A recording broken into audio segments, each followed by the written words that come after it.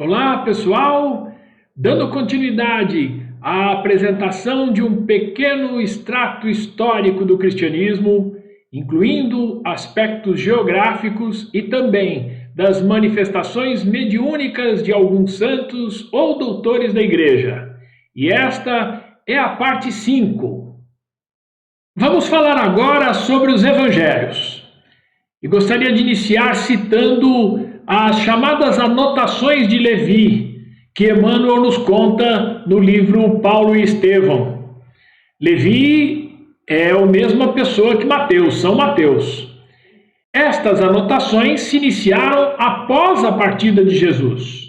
Nesta época, se encontravam em Jerusalém Pedro, João, Tiago Menor e também estava lá Filipe. Eles podem ter contribuído para a fidelidade dessas mensagens das chamadas anotações de Levi. Importante citar que essas anotações de Levi, relativas às mensagens de Jesus, eram apresentadas por Simão Pedro a quem visitava o chamado Caminho. Caminho era a instituição de ajuda aos necessitados que era mantida pelos apóstolos, logo após a partida de Jesus. Vemos aqui, desde o início, a prática da caridade orientada por Jesus e que vamos ver em tantos outros atos dos santos que citaremos mais à frente. Emmanuel nos conta que Simão Pedro apresentou as anotações a Gesiel. Gesiel era o nome antigo de Estevão, antes de se tornar cristão. Isso se deu por volta do ano 34. E outro fato também que é registrado lá é que muitas cópias foram feitas. Essas cópias das anotações de Levi eram utilizadas nas instituições, nas igrejas na época. O casal Áquila e Priscila, por exemplo, que nós citamos anteriormente, apresentou a Saulo que já tinha uma cópia quando se encontraram. E esta cópia eles mesmos fizeram. Barnabé tinha sua própria cópia e Simão Pedro deu também uma cópia a Gamaliel, quando Gamaliel visitou o Caminho. E mais tarde, Gamaliel, depois que se aposentou, entregou esta cópia a Saulo. E Saulo, por sua vez, a emprestava para copiarem em todos os lugares por onde passou. E também entregou uma cópia a Lucas, o evangelista. Desta forma, podemos observar que inúmeras cópias das anotações de Levi foram espalhadas pelo mundo. Há muitas hipóteses para as origens dos evangelhos sinóticos. Evangelhos sinóticos são aqueles que têm conteúdos semelhantes. Essa palavra vem do grego, sim mais óptico, ver junto ou ver em conjunto. Uma das hipóteses muito aceita para justificar as similaridades existentes nos evangelhos é a denominada teoria das duas fontes. Nesta teoria, Marcos teria utilizado uma fonte, possivelmente originária de Pedro, a qual serviria de subsídios para os relatos de Mateus e Lucas.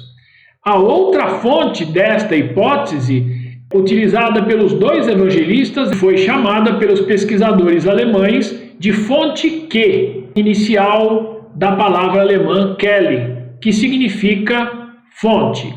Antes dessa hipótese, citada agora, Santo Agostinho já tinha elaborado a dele, que considerava que o Evangelho de Mateus foi escrito primeiro, e foi a fonte para o Evangelho de Marcos, e estes dois foram as fontes para o Evangelho de Lucas. Considerando as informações históricas inéditas fornecidas por Emmanuel nesse livro Paulo e Estevão, podemos inferir que a fonte Q pode ser as anotações de Mateus.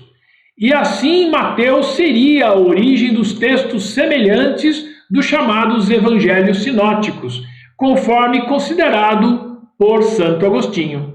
Santo Agostinho fala que o Evangelho de Marcos é resumo do Evangelho de Mateus. Essas últimas informações nós extraímos do texto Os Quatro Evangelhos, lá do Centro Espírita Ismael, texto de Sérgio Biagi, e ele se baseou na fonte de Oscar Battaglia, Introdução aos Evangelhos, um estudo histórico crítico, traduzido por Carlos da Costa Silva. Gostaria de registrar aqui outra informação. O Evangelho de Mateus foi escrito em hebraico, e os outros dois, de Marcos e Lucas, foram escritos em grego. E nessa hipótese, tanto Marcos quanto Lucas fizeram a tradução do hebraico para o grego, cada qual a seu tempo. Nesta questão de tempo, precisamos considerar a data de início das redações e não somente a edição final, onde Mateus possa ter sido o segundo. Nós vamos falar um pouco mais à frente sobre isso. As informações que temos de Emmanuel se referem ao início dos registros destes evangelhos. Apresentamos agora um quadro sobre uma hipótese dos evangelhos sinóticos, considerando essas informações que citamos anteriormente. Observem aqui que estão as anotações de Mateus. Os apóstolos que estavam com ele e que podem ter contribuído para a fidelidade dessas informações que recebemos. Estes seriam os versículos comuns aos três evangelhos. Simão Pedro, que as divulgava, Paulo de Tarso, que recebeu uma cópia de Gamaliel. Nesta hipótese, falando primeiro de Marcos, ele pode ter recebido as informações através do Evangelho de Mateus ou ainda diretamente de Simão Pedro, que tinha essas anotações de Mateus, de Levi. Com relação a Lucas, também temos duas possibilidades. Ele recebeu a cópia via Paulo de Tarso e também teve acesso ao Evangelho de Mateus para a tradução. Um registro muito interessante aqui que gostaríamos de fazer é que o Evangelho de Lucas tem, sem dúvida nenhuma, a participação dos relatos de Maria Santíssima e, eventualmente, de João Apóstolo, que estava em Éfeso junto com ela. A seguir, vamos falar de uma outra etapa nas redações dos evangelhos que se originou com Paulo. Em Corinto, durante a segunda viagem de Paulo, após já ter fundado inúmeras igrejas, Paulo se sentia incapaz de atender a todas as necessidades, a todas as demandas que chegavam a ele ao mesmo tempo. E ele pediu a Jesus e recebeu a seguinte mensagem: poderás resolver o problema escrevendo a todos os irmãos em meu nome. Doravante, Estevão permanecerá mais conchegado a ti, transmitindo-te meus pensamentos. Texto do livro Paulo Estevão. Nesta passagem, podemos observar o mecanismo mediúnico que seria utilizado por Paulo nas suas mensagens, registradas nas cartas. A primeira carta de Paulo aos Tessalonicenses consta como o escrito mais velho do Novo Testamento. E foi lá escrito em Corinto por volta do ano 51, ou seja, 18 anos após a partida de Jesus. Temos conhecimento de 14 cartas de Paulo, mas é possível que ele tenha escrito outras tantas que não chegaram até nós. Emmanuel nos conta que no ano 52, Pedro, apóstolo, Simão Pedro, falou a Paulo com entusiasmo sobre as suas epístolas, que se espalhavam por todas as igrejas, lidas com avidez. Alegou Pedro a convicção de que aquelas cartas provinham de uma inspiração direta do Mestre Divino. E esta observação deixou Paulo de Tarso muito comovido. Precisamos lembrar que Paulo escrevia as cartas contando sempre com os amigos que estavam lhe acompanhando na viagem, meio que se fosse uma sessão mediúnica, onde esses companheiros contribuíam com suas vibrações para que Paulo recebesse a inspiração do Mestre Jesus através de Estevão para as palavras certas para transmitir a sua mensagem. Vamos falar agora especificamente sobre o Evangelho segundo São Mateus, conhecido também como Levi. Teve contato direto com Jesus por ser um dos 12 apóstolos, mas segundo Emmanuel, só depois da ascensão e descida do Espírito do cenáculo, ele entrou em ação, aproveitando os momentos de folga para escrever o seu Evangelho. Mateus escreveu o seu Evangelho para o público judeu. Seu Evangelho faz mais de 60 citações das profecias do Antigo Testamento que anunciavam o advento do Cristo para demonstrar que Jesus é o Cristo, o Messias, o Rei dos Reis. Para Mateus, Jesus é o cumprimento de todas as profecias. Alguns eventos são encontrados somente no Evangelho de Mateus. O sonho de José, a visita dos magos, a fuga para o Egito, a matança de Herodes, o arrependimento de Judas, o sonho da mulher de Pilatos, outros aparecimentos do Cristo, o suborno dos soldados e a grande comissão. Desta forma, esses trechos foram escritos por Mateus depois daquelas primeiras anotações. Vamos falar agora sobre o Evangelho de São Marcos, também conhecido como João Marcos, o evangelista. A principal fonte do Evangelho de Marcos foi Pedro, apóstolo, do qual foi considerado como discípulo, servindo de intérprete e de secretário, inclusive em Roma. Pedro o chamava de filho. Emmanuel nos conta uma passagem de Paulo em conversa com Barnabé, em que se encontrava também presente Marcos. Paulo disse a eles: será mesmo justo que também façamos anotações do que sabemos de Jesus e de sua divina exemplificação. Outros discípulos, por exemplo, poderiam escrever o que viram e ouviram, pois, com a prática, vão reconhecendo que Levi, que é Mateus, não anotou mais amplamente o que se sabe do Mestre, referindo-se àquelas anotações de Levi. Há situações e fatos que não foram por ele registrados, continua Paulo. Não conviria também que Pedro e João anotassem suas observações mais íntimas? Não hesito em afirmar que os prósteros hão de rebuscar muitas vezes a tarefa que nos foi confiada. E tem sido isso o que vem acontecendo, o homem buscando de todas as formas encontrar essas mensagens de Jesus, as cópias fiéis. Desta forma, Marcos cumpriu uma brilhante missão escrevendo o Evangelho. O Evangelho escrito por Marcos é destinado aos cristãos romanos, particularmente para os gentios. Ele foca mais os feitos de Jesus que efetivamente os seus ensinos. Para Marcos, Jesus é o servo sofredor de Deus. Ele omite os longos sermões encontrados nos outros evangelhos. Marcos também dá um grande destaque à humanidade de Jesus, enfatizando as suas emoções.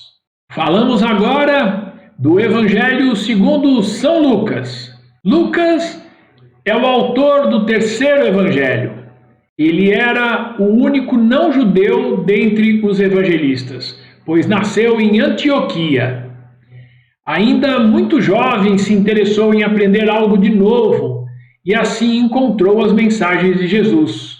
Como citamos anteriormente, Jesus, através das mensagens de Estevão e Abigail, colocaram Paulo e Lucas lado a lado para o cumprimento da missão de Lucas de ser o fiel companheiro de Paulo de Tarso.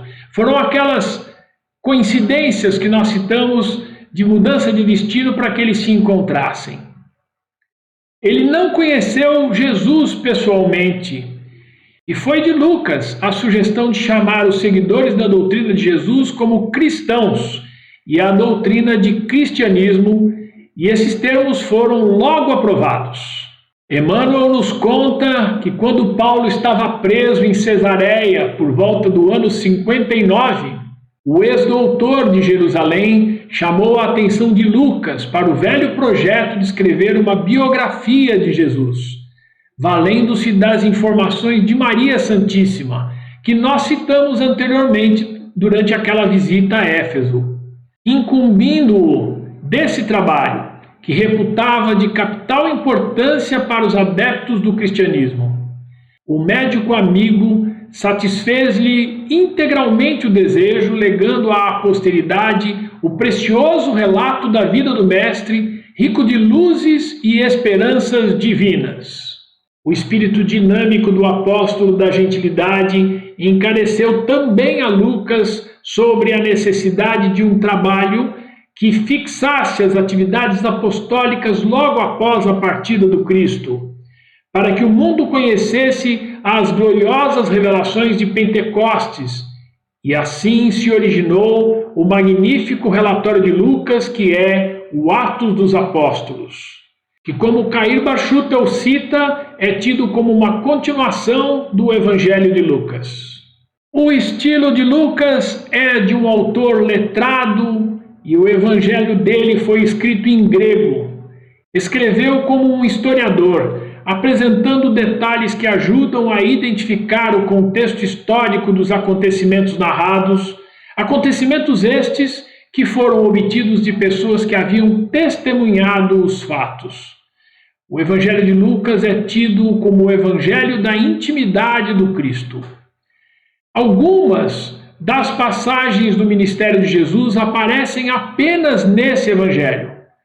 Os eventos que precederam o nascimento de João Batista, as cenas da infância de Jesus, a prisão de João Batista, a rejeição de Jesus pelo povo de Nazaré, a ressurreição do filho da viúva de Naim, a mulher que unge os pés de Jesus, as mulheres que ministram com o Cristo, Maria Madalena, Joana de Cusa e Susana, Jesus na casa de Zaqueu, o julgamento de Jesus por Herodes e ainda as parábolas como a do bom samaritano, do mordomo infiel e do filho pródigo. Só constam no Evangelho de Lucas. Mais do que os outros evangelhos, Lucas se concentra no papel importante que as mulheres exerceram no ministério de Jesus, tais como Maria Madalena, Marta e Maria de Betânia.